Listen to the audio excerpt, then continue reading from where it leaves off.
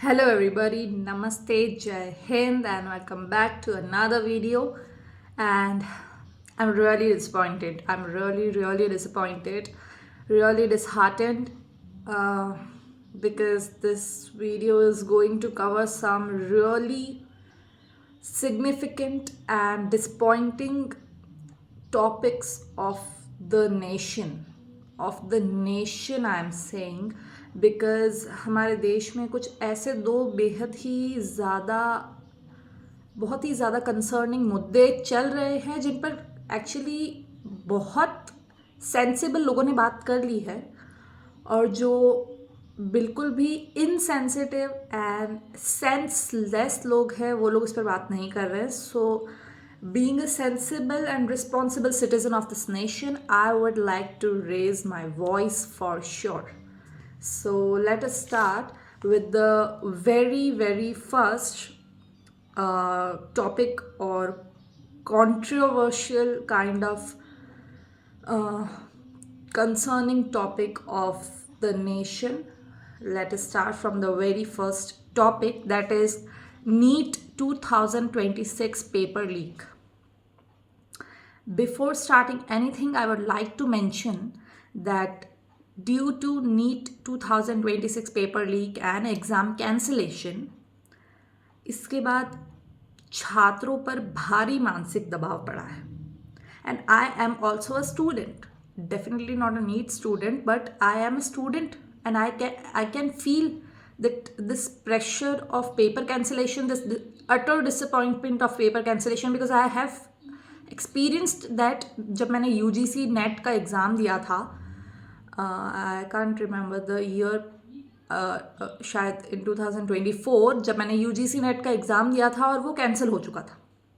जब मैं अपने घर से ऑलमोस्ट 75 किलोमीटर्स दूर किसी एग्ज़ाम सेंटर पर जाकर थ्रू पब्लिक ट्रांसपोर्ट में गई थी, मैंने UGC नेट का एग्ज़ाम दिया था और वो पूरी तरीके से कैंसिल कर दिया गया था. So that disappointment was real and I can feel this. तो इसके बाद जो छात्रों पर भारी मानसिक दबाव पड़ता है, उसका अंदाज़ा किसी भी नेशनल टेस्टिंग एजेंसी हो गई या कोई भी आपकी सरकार हो गई, किसी को उस अंदाजे की भनक तक नहीं लगेगी. दूसरी बात, अब तक मीडिया रिपोर्ट्स में कम से कम 3 छात्रों की सुसाइड की मौत की बात सामने आ चुकी है, जो कि नीट 2026 पेपर लीक के बाद एक ऐसे डिप्रेसिव मोड से गुजर रहे थे कि उन्होंने और कुछ नहीं तो सुसाइड करना ज़्यादा बेहतर समझा. अपार्ट फ्रॉम दैट, यहाँ तो 3 की ही ऑफिशियली मुझे लगता है रिपोर्टेड न्यूज़ सामने आई है. अपार्ट फ्रॉम दैट, यहाँ काफ़ी हद तक सुनने को मिल रहा है कि 8 बच्चों ने देश में, 8 या अप्रॉक्सीमेटली 8 के आसपास बच्चों ने सुसाइड कर चुके हैं वो लोग. सो मुझे नहीं लगता कि इससे ज़्यादा डिसअपॉइंटिंग न्यूज़ आज की डेट में कोई भी होगी इन दिस नेशन, कि उन बच्चों की कोई गलती नहीं थी, सिर्फ इस सिस्टम के फेलियर के चक्कर में उन्हें अपनी जान से हाथ धो बैठना पड़ा. Because they are like, just imagine वो कितने ज़्यादा डिप्रेस्ड होंगे after this paper cancellation process. Next thing is, हम जो कि रिपोर्टेड न्यूज़ आई है, उत्तर प्रदेश के लखीमपुर खीरी में एक 21 वर्षीय नीट एस्पायरेंट ने एग्ज़ाम कैंसिलेशन के बाद सुसाइड किया. राजस्थान में प्रदीप मेघवाल नाम के एक एस्पायरेंट ने सुसाइड की खबर सामने आई है. एंड परिवार के अनुसार वह अच्छे मार्क्स की उम्मीद कर रहा था और अल्टीमेटली उनका जो भी एग्जामिनेशन था वो कैंसिलेशन की ऑफिशियली न्यूज़ आ गई. और उसके बाद हिंदुस्तान टाइम्स की रिपोर्ट के अनुसार मल्टीपल स्टेट्स में सीवियर मेंटल स्ट्रेस और इमोशनल ब्रेकडाउन से गुजर रहे बच्चे. सो एक और I guess so reported news है ऑफ सम गर्ल, बट उसके अलावा भी काफ़ी सारी ऐसी न्यूज़, डिसहार्टनिंग सी न्यूज़ आ रही है जिसमें कई बच्चों ने सुसाइड कराया. बट अब तक ऐसा कोई official nation wide government figures जारी नहीं हुआ है, बिकॉज गवर्नमेंट इतनी ज़्यादा इंटरेस्टेड नहीं है कि उनके देश के यंगस्टर या स्टूडेंट जिए या मरे. सो उन्होंने स्टूडेंट्स का ख्याल रखना या उनका ख्याल लेने का या कुछ भी सोचने की उन्होंने जहमत नहीं उठाई है। सो इसीलिए कोई बड़ी संख्या या कोई पूरी तरीके से तथ्य की तरह कहना सही नहीं है। इसलिए इतना ज़रूर क्लियर हो चुका है कि पेपर लीक, री exam uncertainty and competitive pressure ने लाखों छात्रों की मेंटल हेल्थ पर गंभीर गंभीर असर डाला है, फॉर रियल।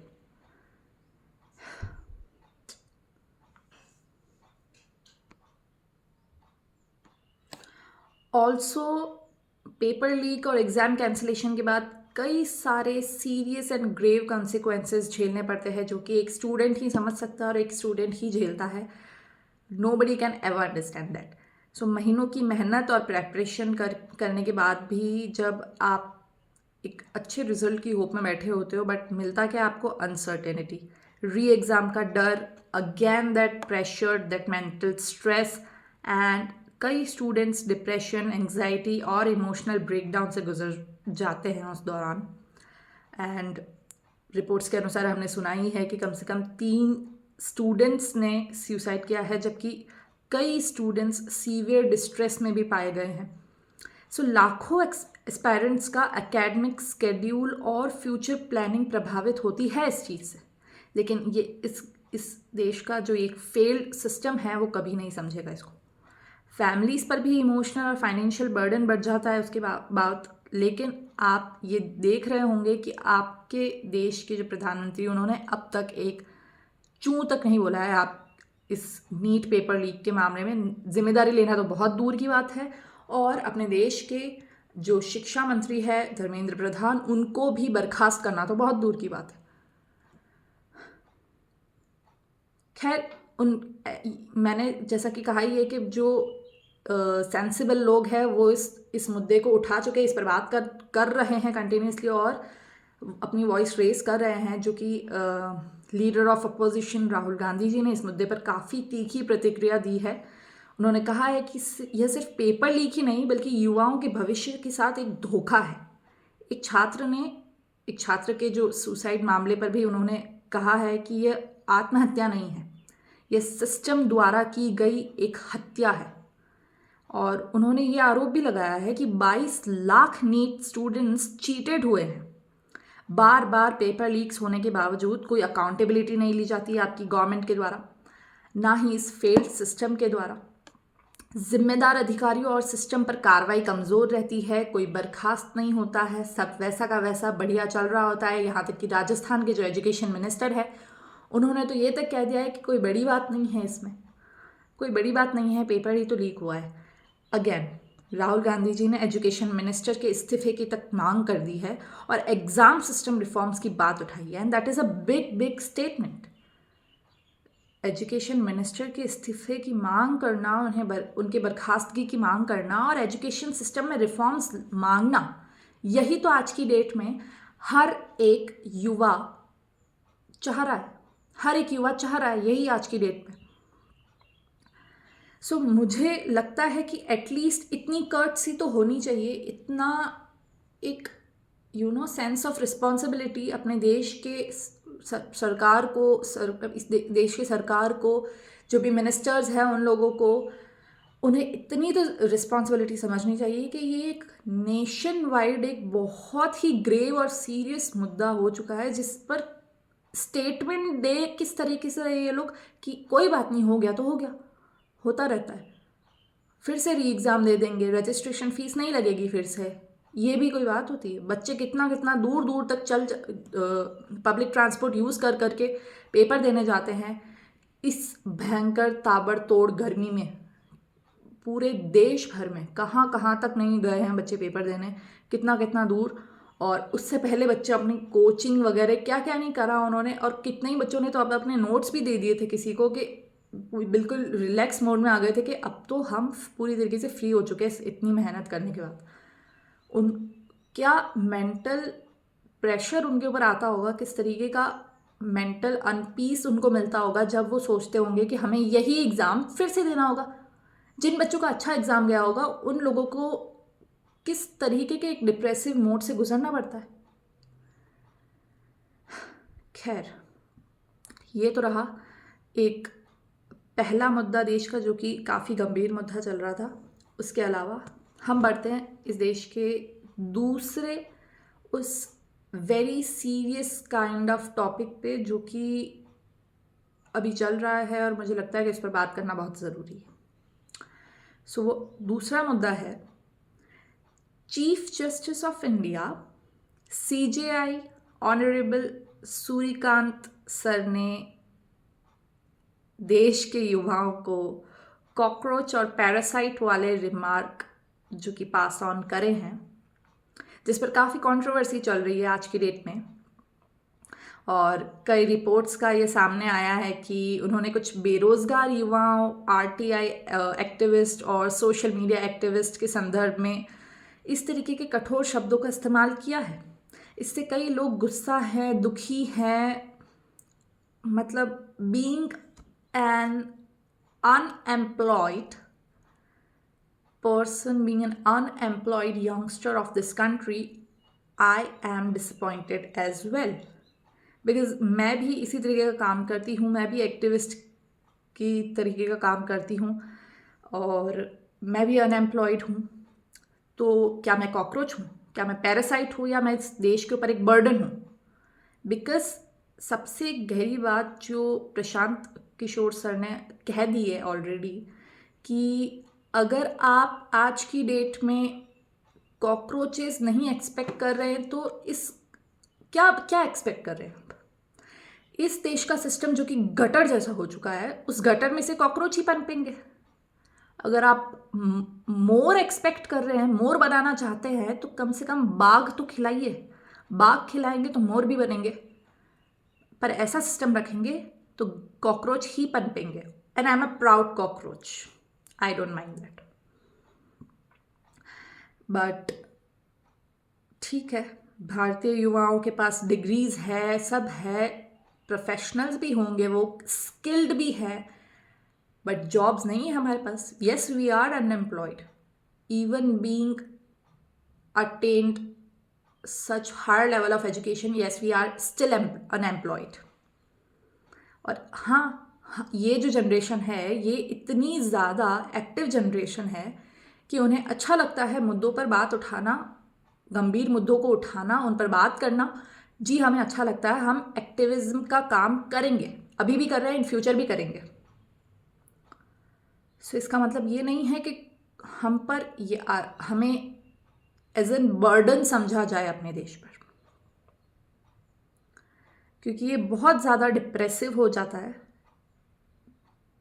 एक ऐसे पोजीशन, एक ऐसी रैंक पर बैठे व्यक्ति द्वारा इस तरीके का कमेंट पास कर रहे हैं अगर वो इस देश के यंगस्टर पर, तो ये बहुत ज़्यादा डिप्रेसिव हो जाता है उस यूथ के लिए।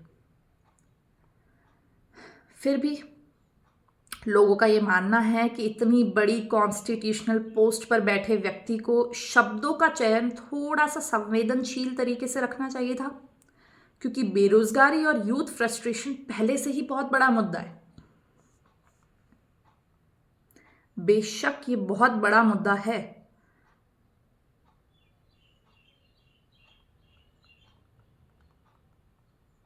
और हम इस मुद्दे को इतनी आसानी से बैठने नहीं देंगे।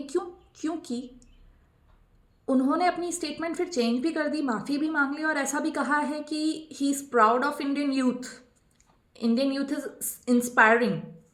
बट जो पहले उन्होंने टिप्पणी दी थी वो काफ़ी ज़्यादा असंवेदनशील और अपमानजनक थी, और बिल्कुल है। We are not cockroaches, we are not parasites, we are not the burden on this nation. Social media, student groups और कई पब्लिक फिगर्स ने भी नाराज़गी जताई है कि युवाओं के लिए ऐसे शब्दों का इस्तेमाल नहीं होना चाहिए था, खासकर तब जब देश में बेरोजगारी, मानसिक दबाव पहले से ही एक इतना बड़ा मुद्दा है। खैर, विवाद बढ़ने के बाद ऑनरेबल CJI ने क्लैरिफिकेशन दिया। उनका बयान पूरे भारतीय युवाओं के लिए नहीं था और उनकी बात को कॉन्टेक्स्ट से अलग रखकर पेश किया गया है। हालांकि ये सारी क्लैरिफिकेशंस तो आती रहेंगी, लेकिन अब उनका फ़ायदा नहीं रह जाता है। लोकतंत्र में किसी भी कॉन्स्टिट्यूशनल अथॉरिटी की बात पर आलोचना होना क्यों होती है? बिकॉज हम उनसे एक्सपेक्ट कर रहे हैं कि at least a sense of responsibility and sensitivity तो वो रखते होंगे. सो सम्मानजनक भाषा, इतना सा एक्सपेक्टेशन रखना is not a big deal. इतनी छोटी सी एक्सपेक्टेशंस रखना इतनी बड़ी कॉन्स्टिट्यूशनल पोस्ट पर बैठे एक इंसान से कि वे सम्मानजनक भाषा का उपयोग करेंगे अपने ही देश के युवाओं के लिए, अपने ही देश के लोगों के लिए, this is all we are expecting.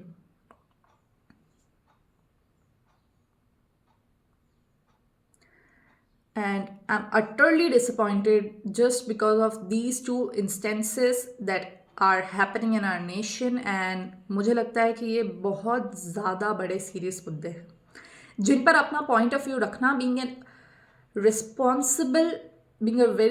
a responsible citizen and youngster of this nation, I thought that it is my responsibility. And calling us cockroaches or parasites is considered wrong. For surely a wrong act, because such words dehumanize human beings. It reduces people to insulting labels instead of addressing their problems or actions. CGI, sir. Because the youth in India is already facing unemployment, exam stress, mental health struggles, and uncertainty. And even after that, such language can feel humiliating. For real, for sure, we are feeling humiliated. Because constitutional authorities are expected to use balanced and respectful language because their words carry public influence. And criticism should focus on behavior or systems, not attack the dignity of an entire group. And इस देश का youth, मुझे इस देश में और किसी से उम्मीद हो ना हो, मुझे इस देश के यंगस्टर्स से काफ़ी ज़्यादा उम्मीद है. बिकॉज ये जनरेशन काफ़ी ज़्यादा एक्टिव है. ये सही को सही और गलत को गलत कहना जानती है. कुछ ब्रेन वॉश्ड लोगों को छोड़कर ये जनरेशन काफ़ी हद तक समझदार जनरेशन है और ये सही को सही और गलत को गलत कहना जानती है. So dehumanizing language can increase anger, polarization, and mistrust between institutions and citizens. So I would like to request such people to do not dehumanize us. Please do not dehumanize us. And because such remarks trigger our, our dignity. Such public criticism and then giving clarification later on, this is truly, truly humiliating. And yes, we felt humiliated. So, मुझे लगता है कि ये दोनों मुद्दे इस देश के इतने ग्रेव कंसर्न ऑफ पॉइंट चल रहे हैं जिनके ऊपर बात करना आज की डेट में काफ़ी ज़्यादा इम्पॉर्टेंट हो चला था. और मुझे लगता था कि sort of strong opinion or criticism पेश करना is my responsibility, being a responsible citizen and youngster of this nation. Thank you for watching till here, and if you feel the same, please comment below and see you in the next video. Jai Hind.